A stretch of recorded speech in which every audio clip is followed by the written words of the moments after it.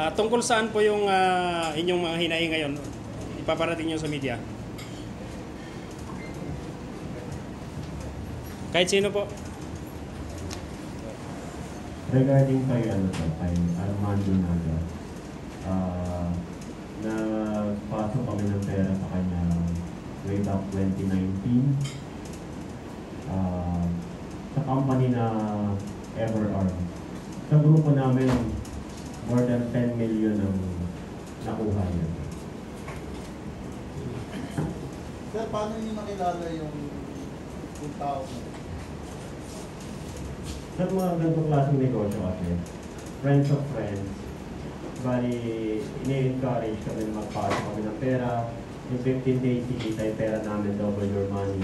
So, syempre kami, bilang nagne-negosyo lang din, gusto namin kumita yung pera namin. At syempre, sa ganun kabilis, 15 days, kikita yung pera namin. Bakit hindi namin susubukan? Sa ibang company kasi nagagawa naman namin yon, kumikita naman kami. Kaya nagtiwala kami na baka kumita din yung pera namin doon. Ang hindi namin alam, stock pala. Paano kayo naikaya na nakumbinse? Paano kayo inumbinse para makabitaw ng pera? Kasi yung company nila napakaganda, tapos the way silang makipag-usap sa amin, talagang convincing, makikita mo na talagang makukonvince ka talaga nila na totoo lahat ng sinasabi nila. Kaya kami naman, nagtiwala kami, bilang siyempre, tao lang din kami na nangangarap, umaasa na kumita yung pera namin, kaya nagtiwala kami sa amin. Sir, paano ka naniwala dun sa in-order na monoline or power? Paano kayo nakaniwala dun sa in-order niya na monoline? Ganito lang kasi kabilis yun, sir eh. Kung ikaw, meron kang pera, ipapasok mo sa kumpanya nila, in 15 days, kikita, bakit hindi mo subukan, sir? 15 days lang yun. Sa ibang kumpanya, nagagawa namin yun, 2 months pa bago kami kumita. Sa kanya, sir, 15 days lang.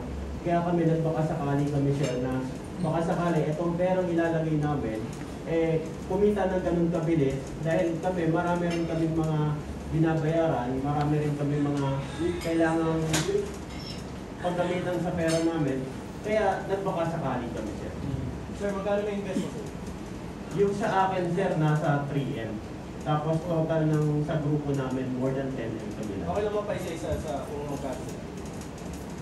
Sa akin naman po, nasa 50,000 po. Total na po sa grupo namin, nasa 3M.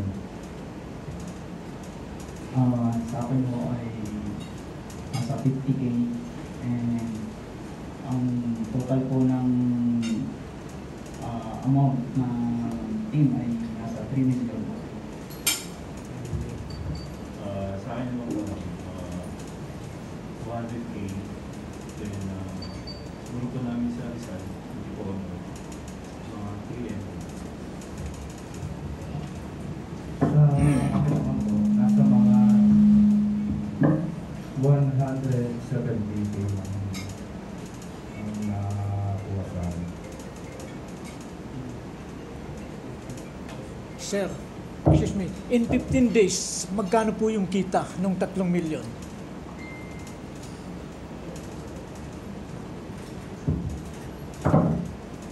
Meron kasi sir na sinasabi niya na double the month.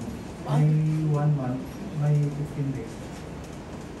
Double the Kahit month? sino naman sa pagka ganun po, na double the month. Kahit sino na ma-attract talaga sa ganun po. Hindi ba kayo nag-alinlangan, sir, na Nag-aalilangan naman sir, kasi may mga binapakita sila na ganun, may nangyari ganun na hindi ko lang.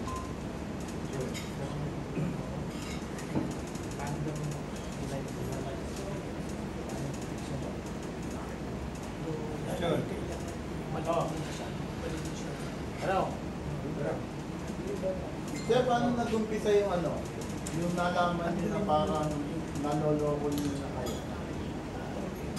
Paano nag-umpisa Na-scam na kayo? Sa business namin sa Level Fortune, sabi kasi, nag-payout kami ng 30% in 6 months para mag-earn money.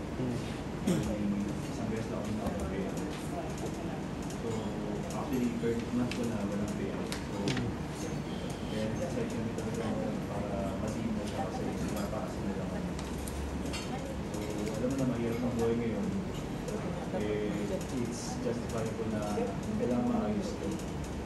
Kasi meron na talaga kailangan na ito. Ano ang katuwiran nila? Bakit hindi na kayo nagbibigay ng komisyon? No? Hindi ko masasabi dyan. Kasi nag-stop yun. Hindi, sa inyo. Ano yung sinasabi nila sa inyo nila? Yun na, sa mga siguro na scam na nga kami. Sa amin, kami sila ang future investment. Pinakita sa amin, kaya kami naniwala.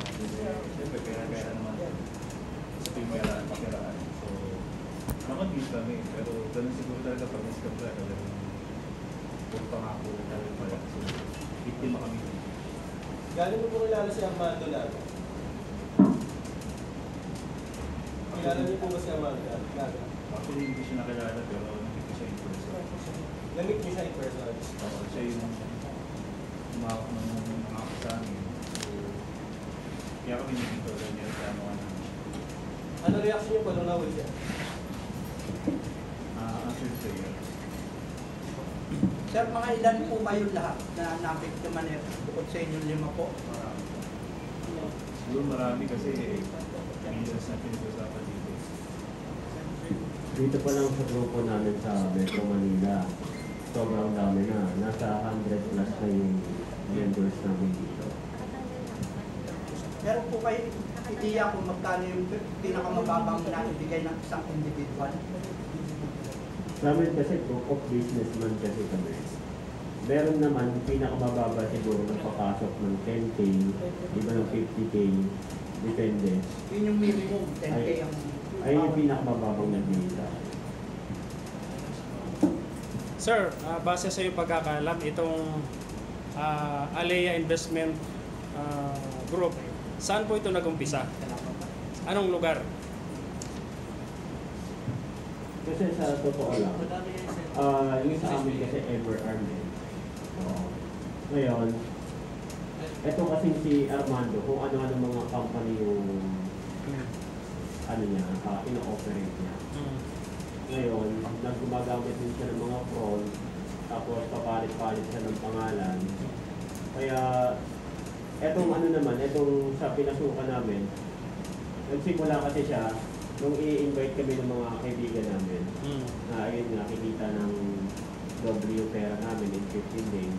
Kaso lang, after namin magpasok, bigla nagkakaroon sila ng mga delay na kesyo naipit sa bangko, na hindi pa pumapasok yung pera, hindi pa na-withdraw. Kung ang dami nilang delay tactics, nandun sa wala na silang balita sa amin, nalaman namin yung sinatulog nila sila. So, ilang nabanggit nyo kanina na papalit-palit ng company. Ano mga company yung kinreate niya? Ilang company? At ano nung mga company ito ng investment company? Regarding kasi sa iba't ibang company, sir, ayun ang hindi ko na matandaan yung iba. Pero base kasi sa mga sinasabi ng mga kilala namin na nagtayo na naman si Armando ng ibang company, nagpalit na naman ibang pangalan. Ngayon, gusto man namin magsumbong sa kinauukulan, kaso lang, hindi naman namin ma-prove na talagang siya yung maharap kasi gumagamit siya ng fraud. So, itong si Armando Naga ngayon, nahuli na noong October 20 ng Manila Police District. Nakapiit na siya ngayon. So, meron pa bang mga iba na kinasuhan yun na at large pa ngayon? Sa ngayon, sir, siya kasi yung pinakakilala namin na pwede namin kasuhan talaga, kaya sa kanya kami nakakuha. So, ang nakalagay lang sa kaso nyo ay Alea Investment Corporation. So, merong iilan sa inyo na biktima din ng ibang investment nitong si Naga. Kailan, mayroon ba kayong plano na mag-file din yung mga biktima ng isa niyang investment group? Yes, as soon as possible po. Kapag kami nakakita. Kasi malaki pong kaya pinag-uusapan na ang kabuhay ng group. Ilan ko sa walang bata. Pag pinagsama-sama po lahat, magkano po lahat ng gamit sa'yo? Lahat po. siguro sir, kasi may mga ibang grupo rin kami na mga nakakausap. Lumalabas siguro mga more than 150 million lang. Lahat-lahat na yun. Yeah. Sir, meron yatang isa sa mga kasama nyo nakuhanan ng 100 million. Sa anong grupo po siya? Sa anong grupo? Sa 11 ba? Or doon sa 11 Corporation ba? Or doon sa Alea?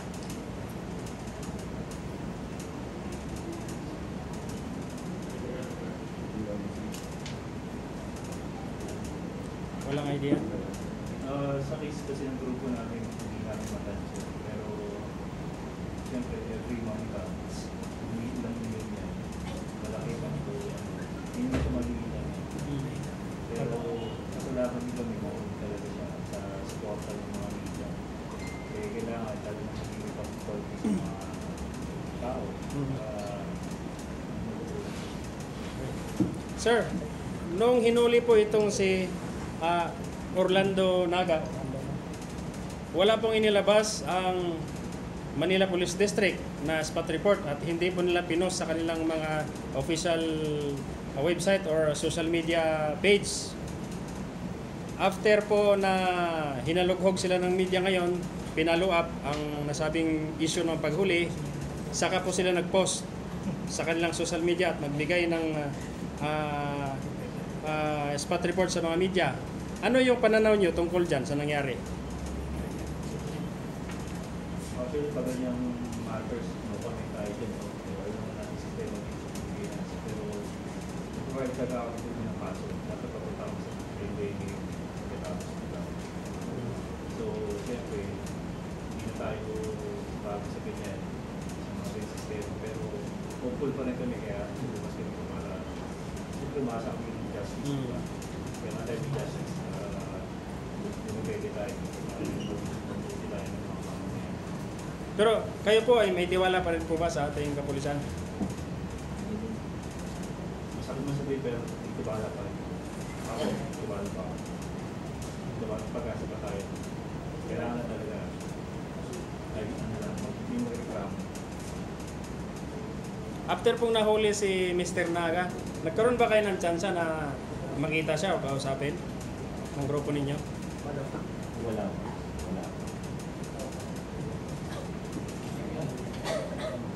Last na tayo, sir. Last question na. Sir, panawagan na lang sa mga na-damage pa na iba, nalubad na parang gano'n. Pero, nasa mga ano lang, di ba namuli na rin naman, panawagan nila. Sa lahat ng grupo namin na nakakapanood, dahil nahuli na si Armando, magsama-sama tayo, magtulungan tayo lahat para magkaroon na rin tayo ng peace of mind. Pagtulungan natin to para sa ganoon, maiwasan na rin ng mga ganito klaseng tao na manloko pa sa kapwa. Sir, last pala. Yung Ever, di ba from Mindanao po yung na-create? Sa kanya din po yun. Ano po yung maaari niyong ibigay ngayon na impormasyon sa media tungkol sa Ever? Impormasyon, anong mga nangyayari doon? Anong mga update tungkol sa Ever? Ilan ba yung nabiktima? Ilan yung magkano yung nakuha? Sa Ever kasi sir, sa grupo pa lang namin kasi, more than 10M na yung nakuha. Ngayon, may mga ibang grupo pa kami na nakakausap so nasa 100, total of 150 more than 150M yung nakuha nila. And then, ayun, happy lang kami ngayon na nahuli na siya. Sana kung nagbabakasakali kami, kung makuha pa namin yung pera namin, maganda. Kung hindi man namin makuha yung pera namin, at sana, mabulok na lang sa pulisan. Sir, baka may gusto yung sabihin na yung scam sa inyo. Ayun, ang masasabi lang namin, sana tigil-tigilan mo na yung ganyang klaseng trabaho. Kasi maraming buhay yung masisira eh. Hindi lang buhay namin, buhay ng mga kasamahan namin. Meron pa sa amin halos magpakamatay na dahil yung perang ginamit niya pambayad yan sa pinasok sa kumpanya mo, inutang lang. ngayong nahuli ka, pagbayaran mo yan, sana makulo ka sa pundo. Merong karagdagan. Okay yan. Ako niniwala ako talaga siya sa prices. Gawin lang yung proseso para ituloy yung asset ni Arman. Para mabawi naman namin kapital namin. Kaya nga nanawagan kami sa justisya, sa pangkada na siyempre, sino pa naman natatapuan natin, di ba? Kung ibigyan namin naasahan. Sir, basta sa iyo nalalaman, ano nga ito? Itong 4 or 3 yata ang investment company niya.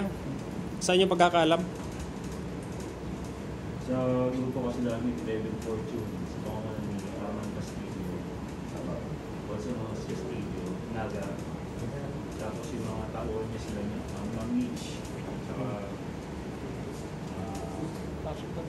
Sam Nain, Miss Nain,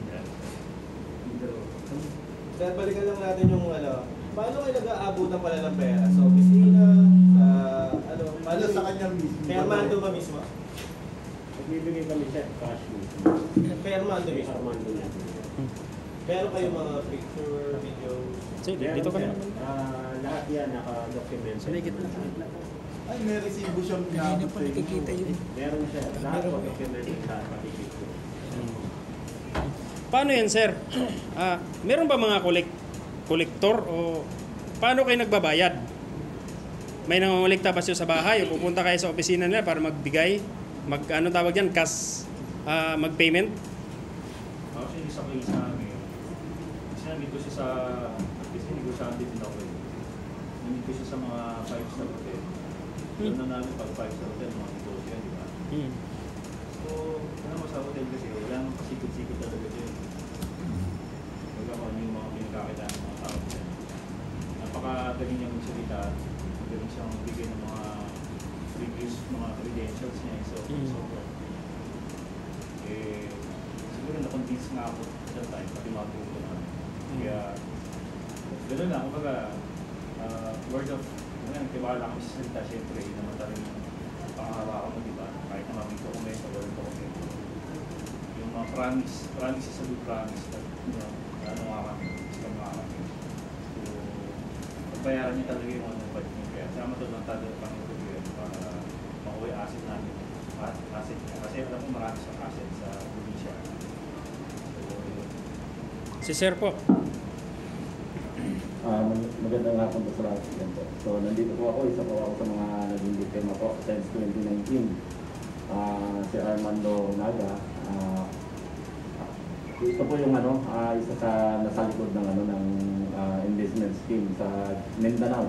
Mindanao. Yung Everarms. So, kami po, ako, sa grupo namin, sobrang laki ng nawala o inaasahan namin doon way back 2019 hanggang ngayon hindi pa rin kami parang hindi ka mahirap i-move on.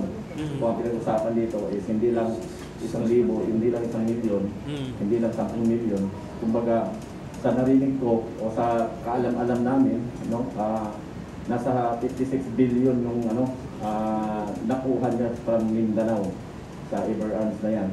So ngayon, nitong ako po ay isa rin po sa nabiktima rin sa bagong company o bagong scheme na ginawa niya, pero hindi ko siya agad nakilala kasi nga ang doon, pangalan doon, siya yung gumamit siya ng Win Castillo. So siyempre kung tayo, hindi natin siya makilala. Kung hinahanap po natin ng tao, Armando Naga, tapos naging Win Castillo. So doon, naghahanap kami ng opportunity dahil nga sa nagbibigay ko ng 30%, hindi na nag-double your money pa nung last month ng June. So sumali po ako, at saka yung mga kaibigan ko, mga kontak ko. So naengganyo kami sa double your money. Okay? So after nun, isang basis lang din kami naka-see out, then the rest po wala na po siya. Then nung nalaman ko po lately na, nung nahuli na, siya pala, si Will Castillo ay si Armando Naga. Tapos kasama po niya yung sa CEO, yung humarap po sa amin, alala ko, yung humarap po sa amin ay siya yung tumatay yung CEO sa 11 Fortune, si Nadine Palehe, sa mga babae. Then kasama po yung assistant nila na si Michelle Bencito at saka si Cheryl Querobenes. Yun po. So ang ano naman dito, yung pagka-transaction naman po kung paano tumanggap ng pera ay ginagawa po sa isang hotel. Sa hotel po. Then minsan po ay mga lobby, restaurant po. So doon, dahil nga sa tibala kami at saka naano kami sa opportunity ng 11 Fortune, so nagbabaka sakali po kami. Then may pa-promo siya na 30%.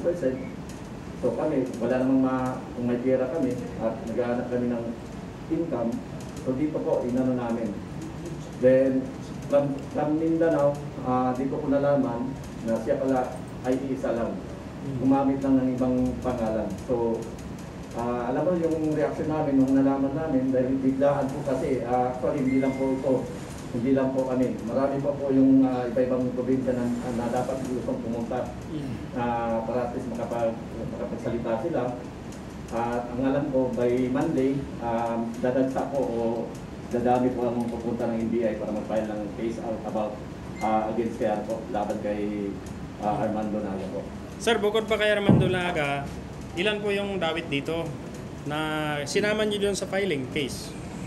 Actually sir, yung po nabanggit ko na apat po sir, yun po yung isa sa mga kilala ko po namin. Yung mismo na personal ko na meet doon, nakita ko doon. Na sila po yung talaga nang nasa likod ni Armando Naga po. Kasi Pero, hanggang ngayon walang update sa amin, walang response sa amin. Pero hindi niyo po tiningnan, binagbasihan yung nakalagay sa corporate nila? Sino yung mga corporators dyan? Hindi nyo tinignan para yun ang maging basihan para sa kaso? Actually sir, walang silang pinakita sa amin about sa papers ng corporation or corporate. Kumbaga, ano lang doon, pinakilala lang sa amin, ito yung CEO, ito yung assistant.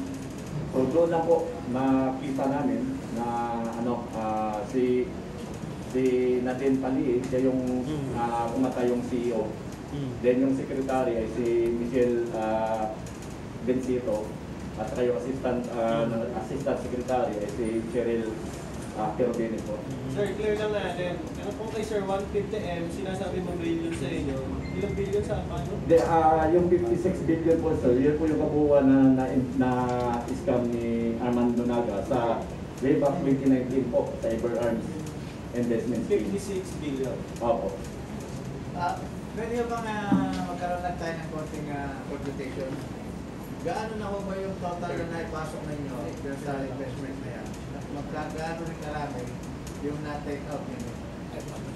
Actually sir, dito ko sa 11 Fortune, ang pag-usapan mo natin dito, kaya kung nandito po ako ay, kumbaga ako, from Everarms, then sa 11 Fortune, dito ko sa 11 Fortune po, nasa mahigit 4M po yung ano namin. Hindi, yung ano ba sir, yung sa'yo lang? Yung sa akin lang po. Hindi naman ganun kalaki sir at hindi naman ganun kaliit, pero pihirang pag-usapan dito. I-quantify natin 180 plus na po sir. ang na-take out, magkano naman? Ang na-take out ko lang sir, nasa 21,000 lang po. So hindi yan double your money or triple your money, walang ganun? Walang lang po sir, kasi ang nangyari po dito sir, ang na-take out ko lang po is about lang referral. So invite sa tao. Doon ko lang po, yun lang po nakuha ko. Pero yung 100, kasi yung 180,000 ko po, hindi ko natikman po yung interest loan. So yung referral na kumbaga parang commission. Yes po sir. So gano'n din ako sa inyo sa iba ninyo, sa inyong alim, gano'n din, sa inyo pa naman? Ganun din sir. Bali, sa amin kasi sa huling bukso na kami nakasali na kung kailan patapos na, kaya kami nagpasok. Kaya yung pinasok namin, total of 10M sa grupo namin, wala man Hindi, lang. halimbawa sir, yung sa'yo lang. Magkano Yung sa akin sir, 3M. 3M. Kahit yung capital ko hindi bumalik sir, kahit Pero yung gano'n interest. bumalik to? May bumalik man yung Period ba kayo sa medyo? Wala sir, kasi sa huling bukso na kami So nakasama. talaga totally naubusin yung 10M ay yung 3M mo. Ay totally sir na ubos. Ang pakinabangan ko lang dun sir, magkano lang, wala pang 50,000 para sa direct to pera. Pero lang. Thank you. So, pwedeng paka-identify pa yung mga picture na yung kasino na. Yung picture, So, okay na tayo sa press. pa-identify Okay lang. na, press na. Signature na tayo. Sir,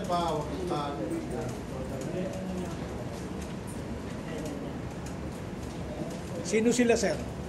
Yung nasa picture.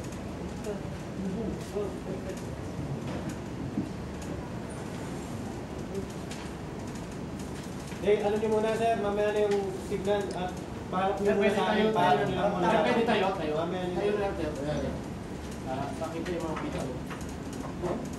Mas compress na lang.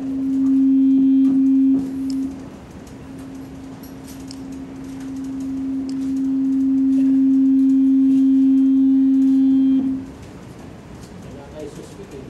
Nasa gitna.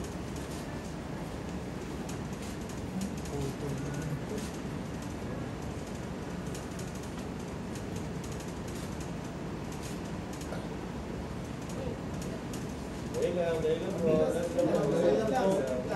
Buhay natin na para kompleto ang material namin.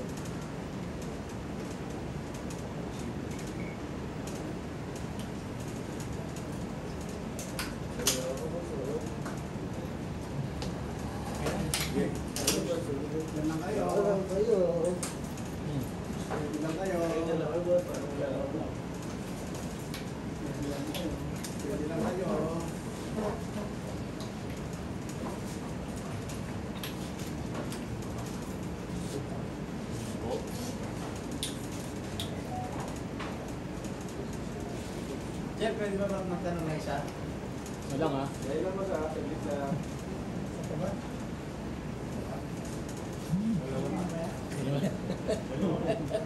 Lima na. Kayong dalawa, okay lang. Last five. Hello. Last five. Si sir. Tanong. Sir, curious lang ako kung totoo na hindi sinasabi mo dito ko ha, pero kung totoo na kayo biktima ng scam, bakit kayo nakatakip ng mukha? Wait lang. Wait lang po. Yun! Gandang tanong. Okay sir, sa ano po sir, about po sa amin sir, kaya po kami nakasakit po dito sir, kasi po mga negosyante po kami. Ayun. So, kailangan po namin yung personalidad namin at saka yung siyempre yung identity namin. Dahil po, marami po kaming negosyo na traditional. No? So, at least, lesson learned sa amin ngayon, yung mga ganitong sit-up na opportunity ko, no, na imbis na makatulong, ay talagang pati pamilya mo, nag-aaway kayo eh. Dahil lang sa pera na tayo ay umaasa na sana maka-income, pero hindi. Malaki po, nilubog po kami sa sa sinasabi po nila na opportunity nitong kay Armando Naga po. Safe ba natin ma-assume na nagkaroon kayo ng threat sa family ninyo dahil dito sa demanda ninyo, Naga? Actually po sir, sa case ko po sir is kami lang magpamilya sir, nag-aaway kami, relatives ko, pati yung relatives ko kasi naisali ko dito eh. So kaya sa tanong niyo po, bakit kami nagtatakip ng kasi negosyante po kami. Okay. Sir, ma-identify niyo ba yung nasa picture? Yes po. Pwede paturo. Paturo, sir. Sino pangalan dyan? Pangalan? Ay, isa lang. Isa lang. Sino mga yan? Yan po, yung sa gitna po. Yan po yan si Wayne Castillo sa 11 Fortune. Pero sa Iberarm po, siya po si Armando Naga. Sino po dyan, sir? Yan, nasa gitna. Sir, pangilan niyo lang. Ano po sir? Actually sir, masabi ko siya sir, 4 o 3 beses. Pero through online po yung iba. Okay. Excuse me. Okay na tayo. Bukas na ba yan? Sige, go.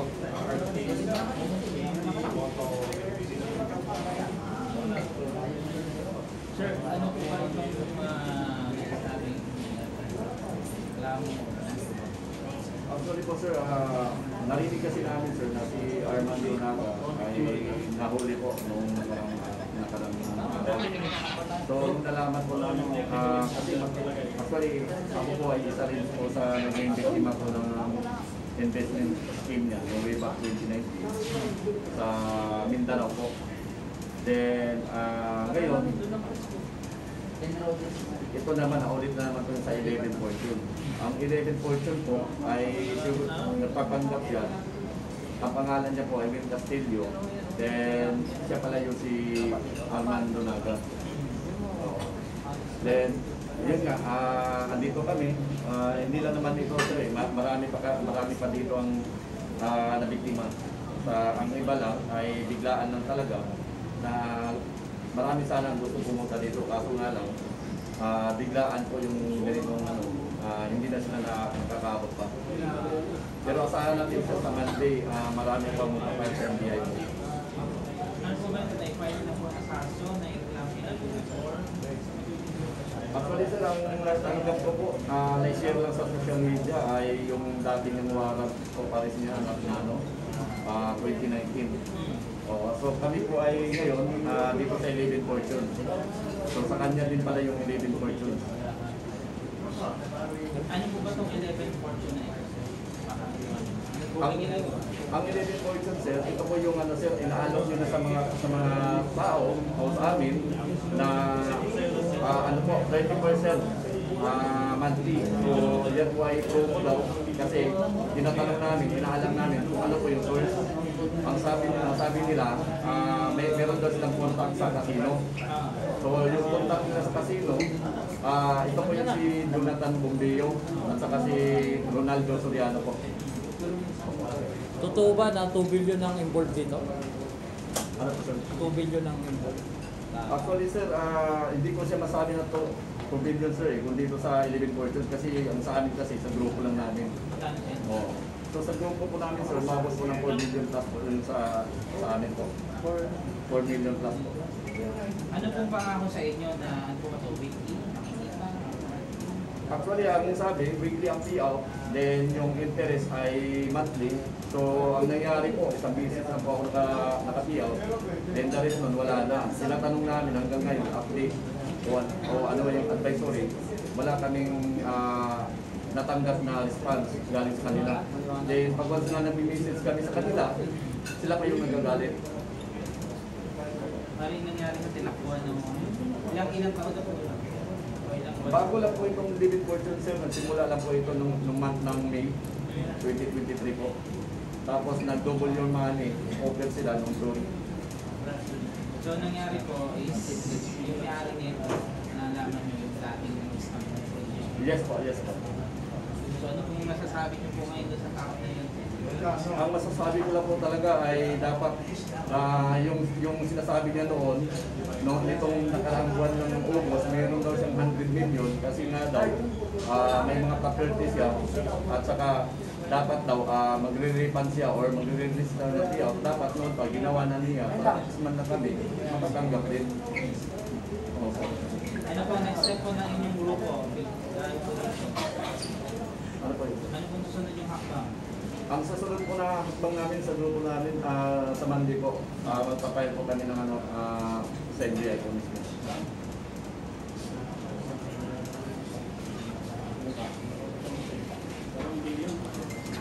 So bali sir, yung 4 million is kung lang din. Yung 4 million sir, Payout kayo ng after 1 month. yes po sir. Ang 4 million sir sa grupo ko lang po yun sir. Pero hindi lang po ako ang dito. Ang alam ko po dito, napakarami po namin. Kasi sa grupo ko po, umabot po kami ng 100 plus. So kaya po nabuo ko yung 4 million plus po. So sa iba po, ang alam ko nito lang nakaraang buwan ng July, may nag-invest kanya ng 10 million. Isang tao lang po yun. Marami kayo bukod sa inyo. Marami po sir, maraming may ibang grupo sir. May mga nagreklamo. Actually, ang iba sir, takot sila magreklamo, ayaw nila magreklamo kasi nga umaasa na ma-refund. Dahil po ang pangako, mag-antay lang, konting tiis lang, tapos pag nagbigay naman siya ng date, hindi naman natutupad po. Parang ano po, parang kumbaga sa ano, parang extend hanggang sa tumagal na. Yes po, parang ganun po. Then nung nalaman na lang namin na nahuli na siya nitong nakaraang araw, so hindi na po kami nakapagpigil na talagang ilabas namin ang sama ng loob namin sa kanila. Nahuli po siya ng FED yung nakaraan. Opo. So ano pong kaso yun? Yung same din? Ang kaso doon, sir, ang nakita ko, yung dating warrant niya po sa Mindanao na Faber Arms po, na investment scam po. So ang ginagawa ko nito, nagtatayo ng ibang company, paglapo ko ng isa, Yes po. Tapos nagpapalit siya ng pangalan. palit ng pangalan.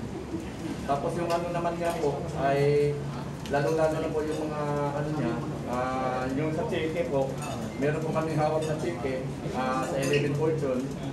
Yun po yung patay yung CEO ay si Nadine Kadihi po.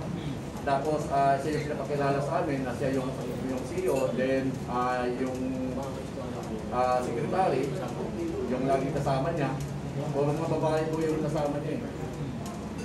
Si Michelle Vincito, siya yung secretary, assistant secretary po, si Cheryl Quirobines. Sila po yung laging magkasama nung time na yun. Tapos pag once na mag-message kami, wala pong response. Kaya kahit sino naman po sir, pag once na ganito, naghahangat tayo na may update, ilang beses na mag-message man lang, hindi man lang makapag-reply o ano man. So, yun po, gusto namin ilabas yung sama ng loob namin. Opo. I-record nga natin yung kuya, yung ano. Record niya. Yung sinabi ni Sir. Huwag mo na buksan yan. Doon na lang mic ko. Sige, roll. Sige sir, ano pong masasabi niyo dun sa kanya or dun sa mismong ng-scam po sa inyo? Masasabi ko lang po sa kanya, dapat noon pa, nung sinabi niya na ano sa kasamahan namin, na meron siyang 100 million, may mga property siya, dapat noon pa niya ginalik yung pera namin. At least man lang, kahit pa paano ay makatulong sa pamilya namin, sa mga pangangailangan namin. Kasi nga po, ilang buwan po, hindi ilang buwan, taon po ang inaantay namin na kami po ay mapansin niya o mabigyan man lang niya na kahit wala ng interest. Picture niya, sir. Sir, Ano niya, sir? Opo, ito po si Armando Naga, tapos Ganyan, sir. nagpalit ng pangalan. Sir, bigyan niya, tapos turo niyo. Ito Saan po siya dyan? sa gitna po. Yan. Siya po si Armando Naga at saka Wayne Castillo po ng 11 Fortune. Isang tao lang yan, sir, no? Opo. Dalawang pangalan. Dalawang pangalan po. ano po yung unang isang pangalan niya? Armando Naga po. Tapos yung isa po, Wayne Castillo. nag-iiba lang. Yes. Yung muna ho, yung unang company niya, magkano mo na ako sa inyo? Sa amin po, kasama po yung relatives namin sa Mindanao. Ito po kasi yung pasagsagan ng mga investment sa Mindanao way back 2019. Sa pamilya lang kasama yung sa relatives ko, nasa mga 6M po, mahigit po. Hindi pa kasali yung yung mga sa mga kaibigan ko. Iba pa po. Meron pa po. So, nung nalaman nyo, nahuli kayo dito sa Panamato, o magkasampa pa lang? Magsasampa kami ng kaso po dito sa 11 Fortune po kasi siya po yung nasa likod ng 11 Fortune. Dahil po siya mismo sa mga transaction na nangyayari, nandun siya. Then siya yung mismo napakilala ng CEO, ng secretary. Tapos nung time kasi, lately ko na lang nalaman na siya pala si Armando Naga po. Kasi sa 2019 na investment po, hindi po siya nakita doon. Yung 2019 yun na investment, sir, ganun din ang sistema. Ganun din po, 30% monthly po. Then, ang doon, talagang walang katulad sa nangyari ngayon. Pero yung nangyari ngayon, ay ang source niya, yun nga, naalam namin, ang source niya is casino contact po. Ito po, meron sa mga contact sa casino daw, sila Jonathan Bombillo at saka si Ronaldo Soriano. Pero hanggang ngayon wala po babalik pa. Actually sir, sa akin po sir, sa loob po ng 6 na 7 buwan po sir, 21,000 ang po yung tikman po sir. Sa kapital po namin. 4 million, Opo. 51,000. Yes po. Yun yung unang beses. Actually sir, referral lang po yun sir. Wala pa yung... Wala pong interest. Wala po na ibalik sa amin. Unang say out na lang. Wala po sir. Bali yun lang yung parang nag-invite kayo. Yes po sir, yung invite lang po sir nandun sa Mika. Wala mo naman ito. Tapos na. Para makisama natin. Okay. Sir, pakiulit-ulit, ang sa tansa ninyo, abot ng 2 bilyon lahat. Yes po, sir. Sa sobrang dami po ng tao po na biktima po dito. Hindi lang po ito, sir, meron pag Cebu kasi galing pa siya ng Cebu nung month ng ano po, month ng June po. So, ibig sabihin, isinuwed pala yung operation, no? Hindi lang sa Mindanao. Yes po. Sir, pwede pakitaas po ninyo itong mga papel. Taas niya. Tayo.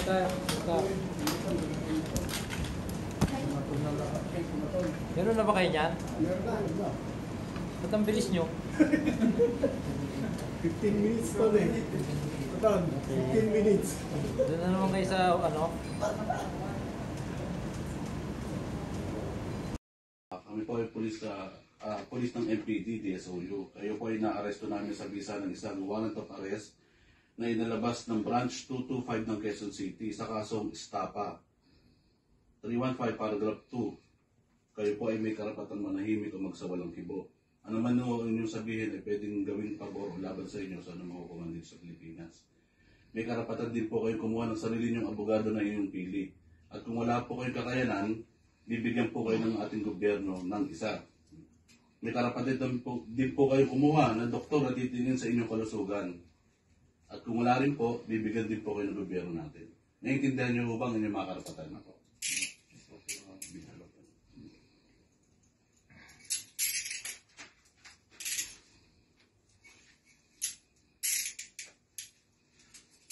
Okay na po?